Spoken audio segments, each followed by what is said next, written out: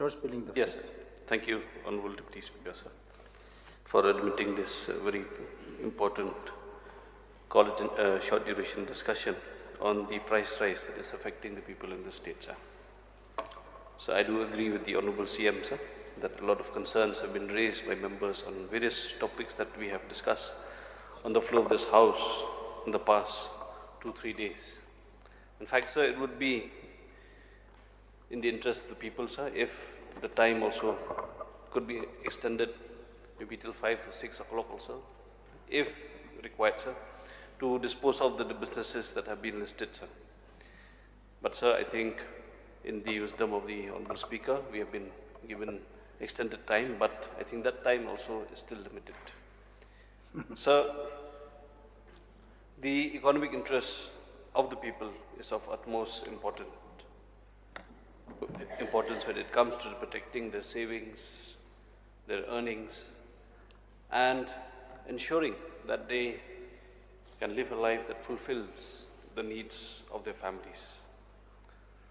So the protection of the economic interests of a people lies in the way that they are able to earn and spend their earnings. If they have to spend more due to inflation, due to high cost, they can save less. And that is a major concern, sir, for all of us here, with the multiple needs of every family, every father, every mother, every parent is thinking on how to pay for the needs of the families, considering the abrupt rise in prices of nearly all the commodities in the market. So we are at a time where, due to the pandemic, incomes have also shrunk, but expenses have gone up due to price rise.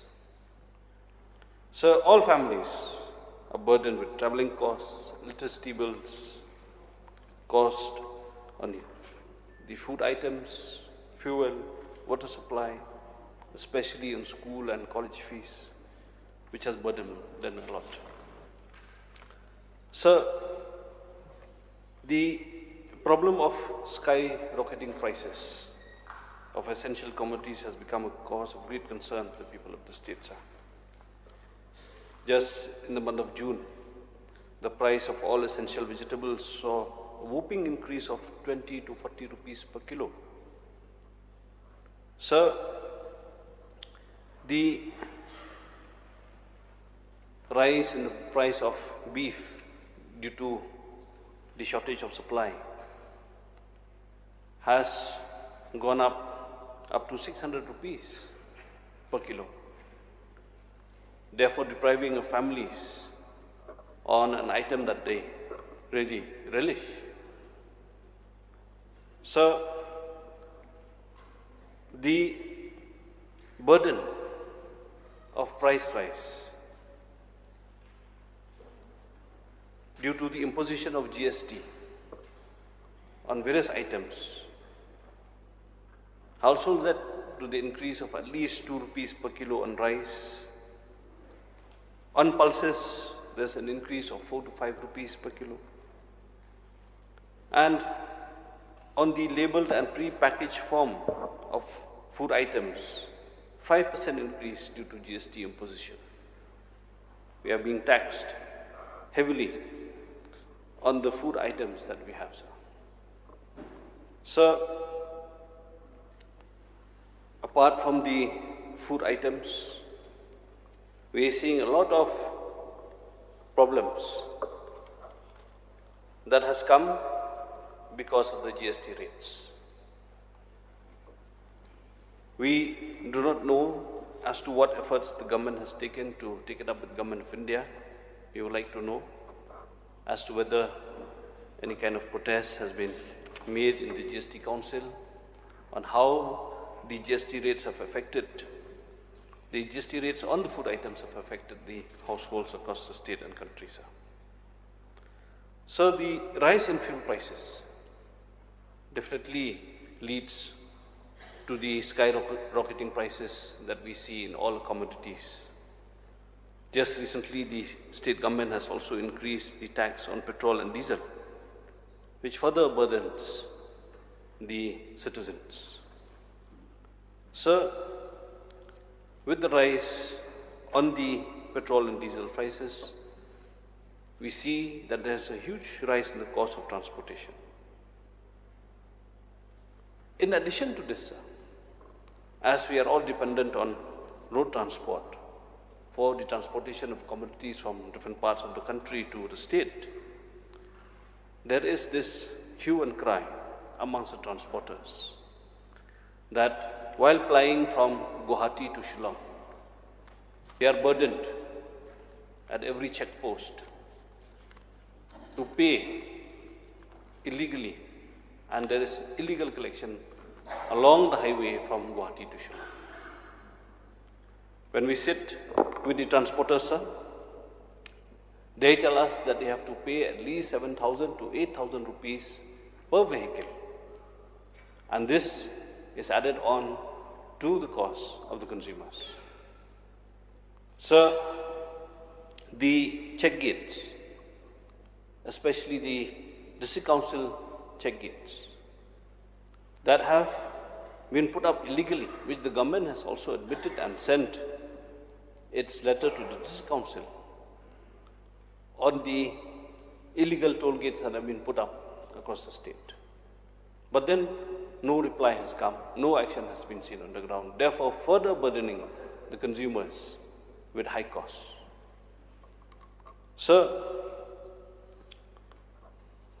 apart from the burden on the households due to the skyrocketing prices and the inflation, there's another aspect also which we cannot ignore, that the per capita income of the state also has dropped.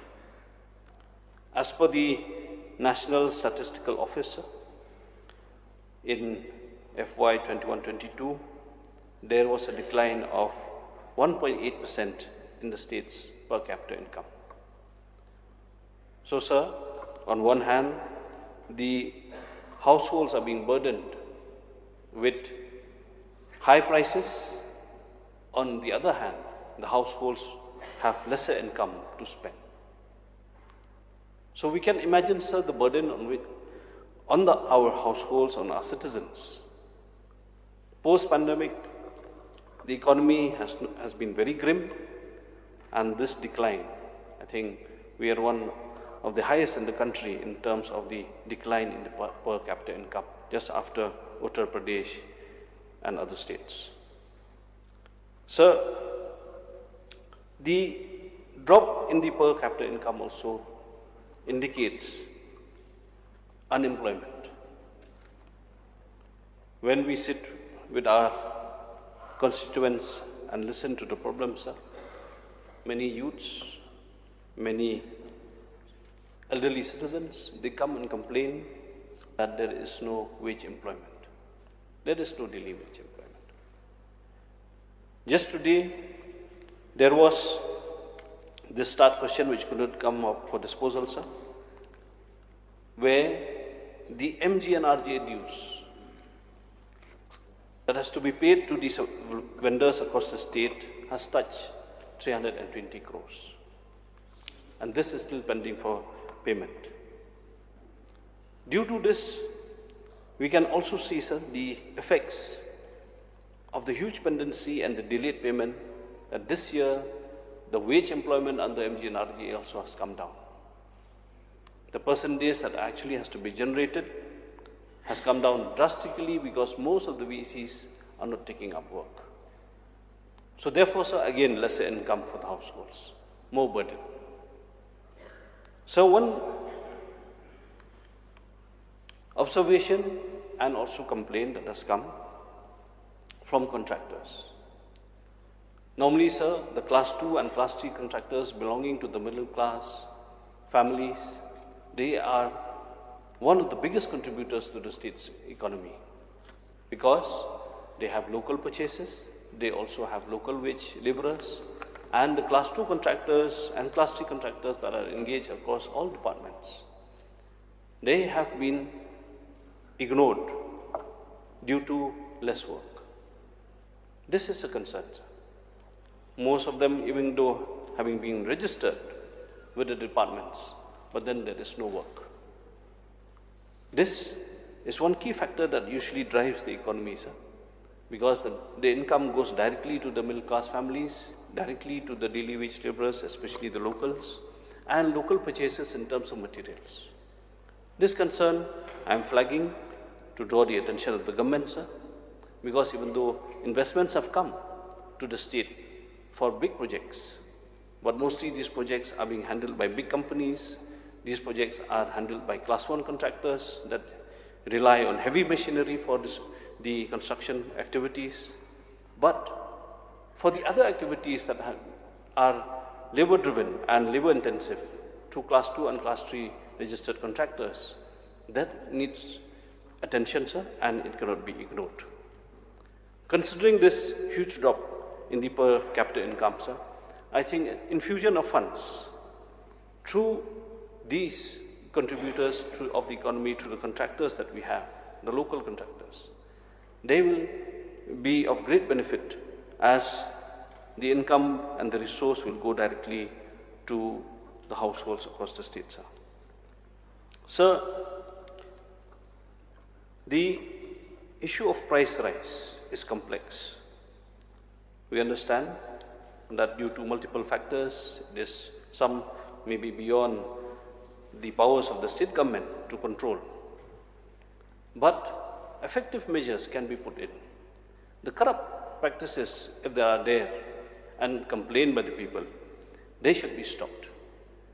So that at least the activities that we are seeing and the complaints that have come from transporters, the illegal toll gates that have been set up across the state, and any other illegal activity, if it further burdens and brings in added costs on the consumers, these needs to be checked.